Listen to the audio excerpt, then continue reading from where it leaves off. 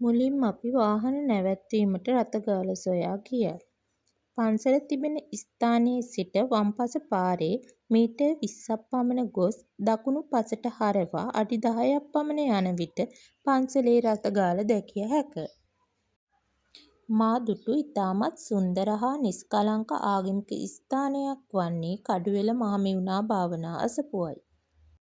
මෙම විහාරස්ථානය සංසුන් පරිසරයක පිහිටා ඇති අතර බොහෝ බැතිමතුන් වන්දනාමාන කිරීම සඳහා මෙහි පැමිණෙති.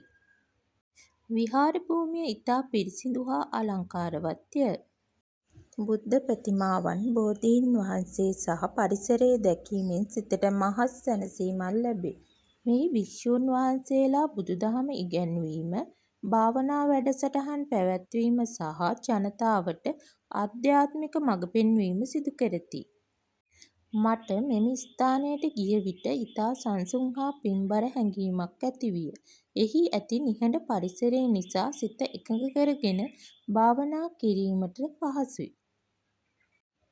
කඩුවෙල මහමෙවුනා භාවනා අසපුව බුදුදහමට ලැදි සැමට වටිනා පූජනීය ස්ථානයකි.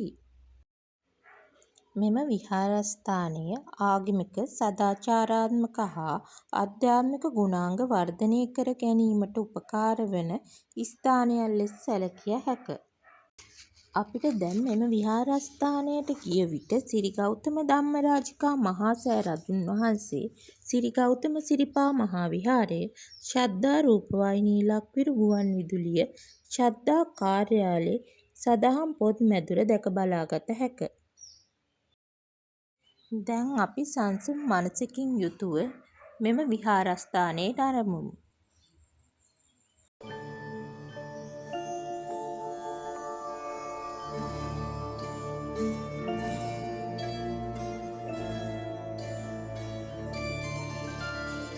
චක්කවාරංකිත